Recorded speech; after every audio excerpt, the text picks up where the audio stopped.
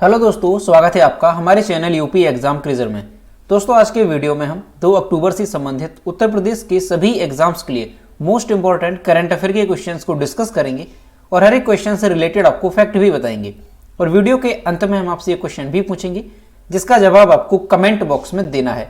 और अगर आपको इसकी PDF डाउनलोड करनी है तो इसकी PDF आप हमारे टेलीग्राम ग्रुप से डाउनलोड कर सकते हैं। टेलीग्राम ग्रुप की लिंक आपको वीडियो के डिस्क्रिप्शन में मिल जाएगी। तो चलिए शुरू करते हैं। आज का सेशन शुरू करने से पहले हम कल के क्वेश्चंस का रिवीजन करेंगे। कल का पहला क्वेश्चन है, हाल ही में मुख्यमंत्री योगी आदित्यनाथ ने प्रदेश के किस शहर को 556 करोड़ रुपए की सौगात दी? इसका जो करेक्ट आंसर है वो है ऑप्शन नंबर बी, कानपुर को। अगला क्वेश्चन है, सबसे ज्यादा निवेश के मामले में देश का पहला जिला कौन सा बन गया है? इसका जो करेक्ट आंसर है वो है option number C, Gautam Buddh Nagar. और दोस्तों, उत्तर प्रदेश करंट अफेयर की लास्ट 8 मंथ की अगर आपको PDF डाउनलोड करनी है तो उसकी लिंक आपको वीडियो के डिस्क्रिप्शन में मिल जाएगी। तो वहां से आप इस PDF को डाउनलोड कर सकते हैं। इस PDF में हमने जनवरी से लेकर के अगस्त 2021 तक के उत्तर प्रदेश करंट अफेयर के सभी इंपॉर्टेंट क्वेश्चंस को विस्तार पूर्वक बताया है। और दोस्तों, अगर आपको अगस्त मंथ की PDF डाउनलोड करनी है तो उसकी लिंक भी आपको वीडियो के डिस्क्रिप्शन में मिल जाएगी। तो वहां से आप अगस्त मंथ और उत्तर Pradesh current affair last 8 month की PDF डाउनलोड कर सकते हैं। और PDF डाउनलोड करने में अगर कोई भी प्रॉब्लम होती है तो साइट पर आपको WhatsApp नंबर और ईमेल मिल जाएगा जिस पर आप कांटेक्ट कर सकते हैं। अगला क्वेश्चन है, देश का पहला इलेक्ट्रिक हाईवे दिल्ली से किस शहर को जोड़ेगा? इसका जो करेक्ट आंसर है वो है ऑप्शन नंबर ए, जयपुर को। अगला क्वेश्चन है, सितंबर 2021 में जापान के अगले प्रधानमंत्री बनने के लिए सत्तारूढ़ लिबरल डेमोक्रेटिक पार्टी के चुनाव में किसने जीत हासिल की? इसका जो करेक्ट आंसर है वो है option number A, Fumio Kishida ने। अगला क्वेश्चन है, हाल ही में भारत और किस देश ने स्वास्थ्य और जैव चिकित्सा विज्ञान में सहयोग के लिए समझौता ज्ञापन पर हस्ताक्षर किए? इसका जो करेक्ट आंसर है वो है ऑप्शन नंबर सी, अमेरिका ने। अगला क्वेश्चन है, लुइस हैमिल्टन कितने रेस जीतने वाले पहले फॉर्मूला 1 यानी F1 ड्राइवर बन गए हैं? तो ये जो है 100 रेस जीतने वाले पहले फॉर्मूला 1 ड्राइवर बन गए हैं। अगला क्वेश्चन, किस राज्य सरकार ने राज्य में लगे गुटखा पान मसाला पर लगे प्रतिबंध को सितंबर 2022 तक के लिए बढ़ा दिया है? इसका जो करेक्ट आंसर है वो है ऑप्शन नंबर बी, हरियाणा ने। अगला क्वेश्चन है, द बैटल ऑफ रेजांग ला नामक पुस्तक के लेखक कौन है? तो इसके लेखक हैं कुलप्रीत यादव, यानी ऑप्शन नंबर डी इसका करेक्ट होगा। अगला क्वेश्चन है, निम्न में से किस देश के राष्ट्रपति कैस सईद ने नजला बोंदेत रमजानी को देश की पहली महिला प्रधानमंत्री नामित किया है? इसका जो करेक्ट आंसर है वो ऑप्शन नंबर ए, ट्यूनीसिया। तो दोस्तों, ये थे कल के क्वेश्चंस जिसका हमने रिवीजन किया। अब हम शुरू करते हैं आज का सेशन। आज का पहला क्वेश्चन है, हाल ही में उत्तर प्रदेश के किस जिले में गुप्त काल के बाद के अवशेष पाए गए? इसका जो करेक्ट आंसर है वो ऑप्शन नंबर ए, बदायूं में। भारतीय पुरातत्व सर्वेक्षण ASI ने उत्तर प्रदेश के बदायूं जिले में एक टीले पर गुप्त काल के बाद का पुरातात्विक स्थल खोज निकाला। यह स्थल बदायूं जिले में गंगा नदी के पूर्वी तट पर स्थित गांव खेड़ा जलालपुर में है। ASI ने प्रथम दृष्टया इसे गुप्त काल के बाद के समय का पाया है, जिसे 7वीं-8वीं शताब्दी का माना जा रहा है। वे गुप्त काल के बाद की हैं जो आज से करीब 1300 से 1400 साल पुराने हैं। इस मंदिर में भगवान बुद्ध की प्रतिमा, शिलालेख, शिवलिंग आदि मिले हैं। पुरातत्व विभाग की टीम ने मेरठ से पहुंचकर अवशेषों को देखा है। तो दोस्तों, आपको ध्यान रखना है कि उत्तर प्रदेश के बदायूं में भारतीय पुरातत्व सर्वेक्षण की टीम ने आज से करीब 1300 से 1400 साल पुराने अवशेष प्राप्त किए हैं। और ये जो अवशेष है वो कहां पर प्राप्त किए गए हैं तो वो भी आपको ध्यान रखना है। तो बदायूं जिले में गंगा नदी के पूर्वी तट पर स्थित गांव खेड़ा जलालपुर में ये अवशेष पाए गए हैं। अब दोस्तों, उत्तर प्रदेश का जो बदायूं जिला है ये प्राचीन काल से पुरातात्विक दृष्टि से एक समृद्ध स्थान रहा है। ये जो बदायूं जिला है ये महाभारत की द्रौपदी की जन्मस्थली प्राचीन पांचाल का हिस्सा था। और इसके अलावा दिल्ली सल्तनत के मामलुक वंश के शासन के दौरान बदायूं ने एक विशेष महत्व प्राप्त किया, क्योंकि यह सुल्तान इल्तुतमिश का सबसे पसंदीदा स्थान था। तो इस वजह से जो उत्तर प्रदेश का बदायूं जिला है ये जो है काफी ज्यादा चर्चा में बना रहता है। अगला क्वेश्चन है, हाल ही में महान क्रांतिकारी वीर सावरकर पर लिखी पुस्तक का विमोचन किसने किया? इसका जो करेक्ट आंसर है वो है ऑप्शन नंबर सी, योगी आदित्यनाथ ने। मुख्यमंत्री योगी आदित्यनाथ ने शुक्रवार को अपने सरकारी आवास पर देश के महान क्रांतिकारी वीर सावरकर पर लिखी एक पुस्तक का विमोचन किया। सावरकर एक भूले बिसरे अतीत की गूंज 1833 से 1924 ये इस पुस्तक का शीर्षक है। इस पुस्तक में महान क्रांतिकारी वीर सावरकर के जीवन के कुछ अनकहे सच को सामने लाने का प्रयास है। इस पुस्तक को बेंगलुरु में रहने वाले साहित्यकार डॉक्टर विक्रम संपत ने लिखा है। वीर सावरकर एक अच्छे कवि, लेखक और स्वाधीनता आंदोलन के महान क्रांतिकारी थे। तो दोस्तों आपको ध्यान रखना है कि महान क्रांतिकारी वीर सावरकर पर जो पुस्तक लिखी गई है उसका विमोचन किसने किया है, तो मुख्यमंत्री योगी आदित्यनाथ ने इस पुस्तक का विमोचन किया है। और इस पुस्तक को लिखा किसने है, तो उनका नाम भी आपको अच्छे से ध्यान रखना है। बेंगलुरु में रहने वाले साहित्यकार डॉक्टर विक्रम संपत ने इस पुस्तक को लिखा है। अब दोस्तों ये जो वीर सावरकर थे ये कौन थे, तो इनके बारे में थोड़ा जानते हैं। तो दोस्तों ये जो वीर सावरकर थे इनका नाम था विनायक दामोदर सावरकर। ये भारत के महान क्रांतिकारी, स्वतंत्रता सेनानी, समाज सुधारक, इतिहासकार, राष्ट्रवादी नेता और विचारक थे। उन्हें प्रायः स्वतंत्र वीर या वीर सावरकर के नाम से भी संबोधित किया जाता है। हिंदू राष्ट्रवाद की राजनीतिक विचारधारा को विकसित करने का बहुत बड़ा श्रेय जो है वीर सावरकर को जाता है। हाल ही में भारत सरकार ने किस देश से आ रहे गेहूं के बीज पर रोक लगा दी है, इसका जो करेक्ट आंसर है वो है ऑप्शन नंबर बी, बांग्लादेश। गेहूं की फसल के बड़ी बीमारी फैलने का खतरा है। यह खतरा बांग्लादेश से आ रहे गेहूं के बीज के कारण पैदा हुआ है। बांग्लादेश में व्हीट ब्लास्ट बीमारी ने तबाही मचा रखी है। जानकारी मिलने के बाद भारतीय गेहूं एवं जौ अनुसंधान संस्थान के वैज्ञानिकों ने वहां पर जाकर के जांच की। पता चला है कि इस बीमारी से गेहूं की 80 से 100% फसल खराब हो गई, एक दाना भी नहीं बचता। इस मामले को गंभीरता से लेते हुए वैज्ञानिकों की बात केंद्र सरकार से हुई है और बांग्लादेश से गेहूं के बीज पर लाने पर रोक लगा दी गई है। तो दोस्तों आपको ध्यान रखना है कि गेहूं के बीज जो बांग्लादेश से भारत में आ रहे थे तो उस पर जो है रोक लगा दी गई है।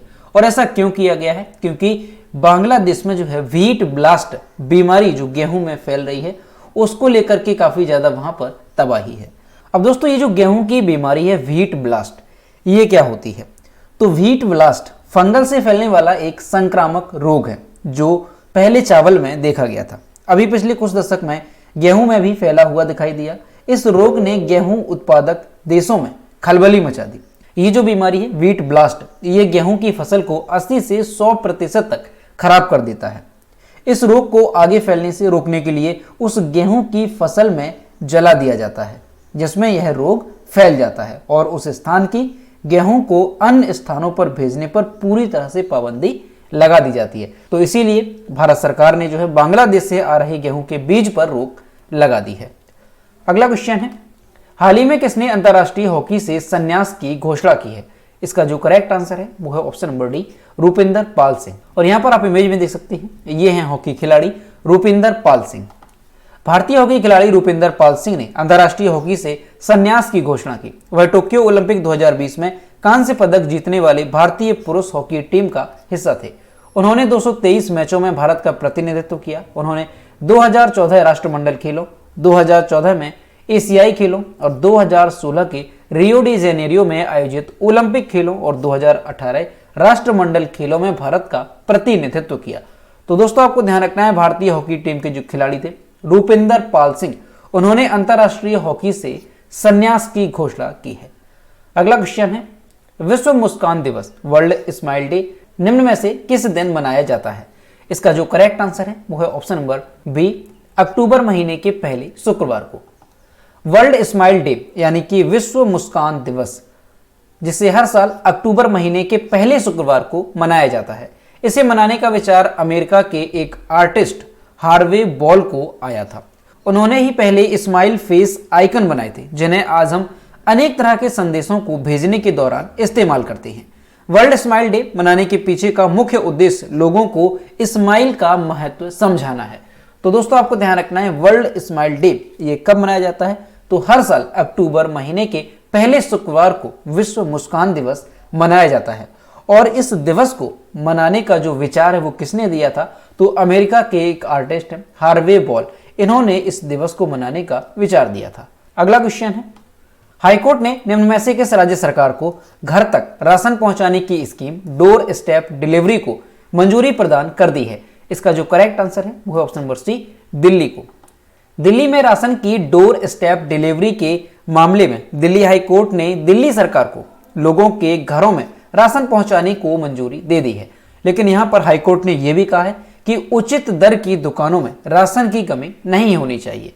दिल्ली हाईकोर्ट ने दिल्ली सरकार को निर्देश दिया कि वह सभी उचित मूल्य की दुकानों को उन कार्ड धारकों की जानकारी दें जिन्होंने घर पर ही राशन प्राप्त करने का विकल्प चुना है। तो दोस्तों आपको ध्यान रखना है कि डोर स्टेप डिलीवरी जो स्कीम है ये किस राज्य या केंद्र शासित प्रदेश से संबंधित है? तो ये दिल्ली से संबंधित है। अगला क्वेश्चन है, नेशनल बास्केटबॉल एसोसिएशन के ब्रांड एम्बेसडर कौन बने? इसका जो करेक्ट आंसर है वो है option number B, Ranveer Singh. National Basketball Association ने बॉलीवुड अभिनेता रणवीर सिंह को भारत में अपना ब्रांड एम्बेसडर नियुक्त किया। वह 2021-22 में अपनी 75वीं वर्षगांठ के ऐतिहासिक सत्र के दौरान भारत में लीग के प्रोफाइल को बढ़ाने में मदद करने के लिए एनबीए के साथ काम करेंगे। 2021-22 सीजन के लिए सिंह कई लीग पहलों में भाग लेंगे जिन्हें एनबीए इंडिया और उनके व्यक्तिगत सोशल मीडिया अकाउंट पर प्रदर्शित किया जाएगा। तो दोस्तों आपको ध्यान रखना है कि अभी हाल ही में नेशनल बास्केटबॉल एसोसिएशन ने किस अभिनेता को भारत में अपना ब्रांड एम्बेसडर नियुक्त किया? तो बॉलीवुड अभिनेता रणवीर सिंह को नेशनल बास्केटबॉल एसोसिएशन ने ब्रांड एम्बेसडर बनाया है। अगला क्वेश्चन है, अखिल भारतीय आयुर्वेद संस्थान ने कितने साल तक के बच्चों में रोग प्रतिरोधक क्षमता बढ़ाने वाला एक किट विकसित किया है? इसका जो करेक्ट आंसर है वो ऑप्शन नंबर ए, 16 वर्ष। अखिल भारतीय आयुर्वेद संस्थान AIIA ने 16 साल तक के बच्चों में रोग प्रतिरोधक क्षमता बढ़ाने वाला एक किट विकसित किया है। आयुष मंत्रालय के अधीन AII ने कोरोना की संभावित तीसरी लहर के खतरे को देखते हुए यह किट विकसित की है। AIIA ने इसका नाम बाल रक्षा किट रखा है। AIIA 2 नवंबर को राष्ट्रीय आयुर्वेद दिवस पर 10,000 मुफ्त किट वितरित करेगी। तो दोस्तों आपको ध्यान रखना है कि अखिल भारतीय आयुर्वेद संस्थान AIIA ने 16 साल तक के बच्चों में रोग प्रतिरोधक क्षमता बढ़ाने वाला एक किट विकसित किया है। इस किट का नाम क्या रखा गया है? तो यह भी आपको ध्यान रखना है। तो बाल रक्षा किट इसका नाम रखा गया है। अब दोस्तों यहां पर जो वर्ड है AIIA, इसका फुल फॉर्म क्या होता है? तो all India institute of Ayurveda इसका फुल फॉर्म होता है। अगला क्वेश्चन है, पेरिस की एक अदालत ने साल 2012 में हुए चुनाव में तय राशि से दोगुना राशि खर्च करने के कारण पूर्व राष्ट्रपति निकोलस सरकोजी को कितने वर्ष कारावास की सजा सुनाई है?